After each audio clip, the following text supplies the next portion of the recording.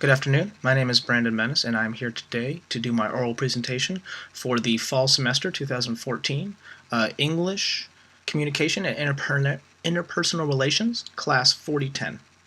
My topic is going to be the characteristics of a successful manager and how they are gained and learned. In today's working society, being titled a manager means you have gone above and beyond to show your company that you are ready to take charge and lead that same company to greatness through your new ideas and concepts. It's a pretty high accomplishment being deemed a manager, an accomplishment that is no easy task. A manager has to be ready for anything, being able to work under extreme amounts of pressure from his company and also the team that they manage. A manager not only has to get tasks done in a timely and productive manner, but also make sure that the same can be said for the team they are overseeing. In Conglomeration Forms magazine wrote an article recently describing 5 must-have characteristics of a successful manager, or what they believed had to be 5 characteristics of a successful manager. So instead of just summarizing the book, I'm going to use concepts from the book, some other outside sources, in conglomeration with real-life examples to outline what I believe are the good characteristics of a successful manager and the effects that they can have on the manager's environment and the work environment themselves. So I'm going to use the real-life example of an eating establishment I currently work for. I've been with the company since the beginning. I was hired in September 2014, and due to past experience, I have helped them open this restaurant as I've done it before. Because I've been with them since the beginning, I have had time to watch over and dissect how their management team works and see the good and bad that the management team had to offer.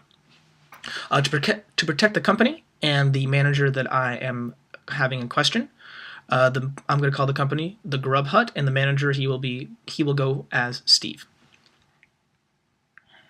So basically, this company started off what I thought was great. I went in there for training. I was blown away by their training methods. The management team themselves were very professional. I believe them to be some of the most professional managers I had ever worked for in the restaurant industry.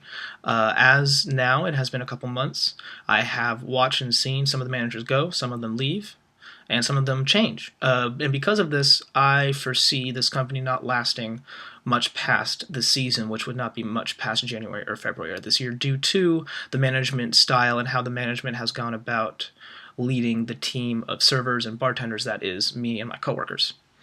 It started off great, like I said, and throughout it all, the manager, I believe, gave himself too much responsibility and has turned into a completely different person. He went from being an amazing, successful manager to one that I believe will not last, like I said, much longer in this industry, especially in this company. So what I'm going to do is I'm going to outline the 5 concepts that Forbes magazine talked about and compare them to how my manager works today. So the first one of the Forbes concept was to follow from the front. Forbes described it as the traditional idea of management was based on leading by fear and the notion of command and control. Employees used to work hard to allow their managers to succeed, and now it's the manager's turn to make sure their employees succeed. This actually goes in with my manager perfectly, as my manager uses a fear tactic as a way of motivation. Instead of sitting us down, talking us what's going on, and trying to think of ways to improve it, he focuses solely on the bad, and he believes in singling people out to explain to them in front of a group what they're doing wrong and how, or not how they need to fix it, but that they do need to fix it. So my manager could learn from this extremely of he needs to make sure that the employees succeed by his notions, not just by leading through fear. The second characteristic from Forbes magazine was understanding technology. Now, this has nothing to do solely on understanding how a computer works and so forth, but more or less, as Forbes described, how managers do need to understand the overall technological landscape and how it is impacting the way we work. One example I can use for Steve from this is we do use technology within the establishment. We use a computer system to put in orders and so forth, along with email and text messaging through the manager about scheduling conflicts and scheduling itself. What he does not seem to understand is that we need more time to get acquainted with the technology.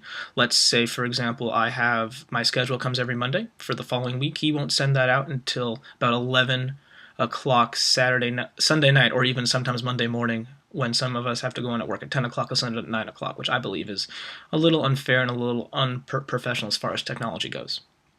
The third one was lead by example. Forbes stated managers need to commit to more than just funding collaboration.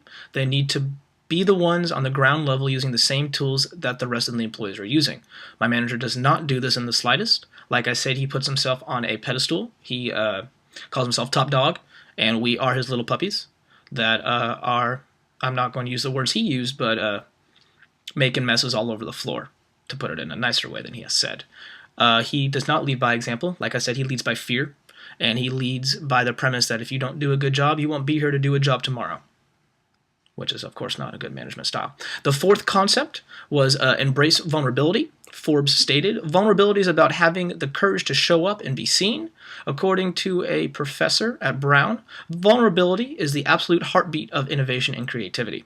There can be zero innovation without vulnerability. Being vulnerable isn't about being weak, it's about being courageous, a key quality that every manager must have going forward. My manager, Steve, does not believe this in any way possible. He believes if you are vulnerable, then you are not meant to do this for a living and therefore should no longer be working in this environment. He could very much learn from that trait. And the final trait from the Forbes article was belief in sharing. Forbes stated today's managers cannot believe in hoarding information, but in sharing information and collective intelligence. Managers need to make sure that employees can connect to each other and to the information they need to get their jobs done anytime, anywhere, on any device. Now, my manager does do this in part. He does give us the information and the tools we need to succeed, but when it comes to showtime, as we call it when we're open for business and we're very busy, if I need or if someone else has a question about the specials that we need to go over, or if we need help instead of giving us the information or the help we need, he basically says, better luck next time. We gave it to you earlier. You should have been paying attention, which is no way, of course, to manage a team that is trying to make you money. So that was the 5 concepts from the article, and I did, in fact, conglomerate them with the management I work for. And I will conclude by going over how I believe a good manager acts. Professionally and personally, a good manager should always be there for his team. He should be approachable. He should be personal. He should be stern. He should be compassionate, and he should be understanding as well. That is by far traits of an excellent manager, and I do believe that my manager still has hope. He can gain or learn these traits and other traits as well to become a better manager, but that would mean he would have to listen, and he would have to be that would be open to accepting criticism from other people instead of just criticizing everybody else. That is my presentation. I thank you for sitting through and watching it, and thank you very much.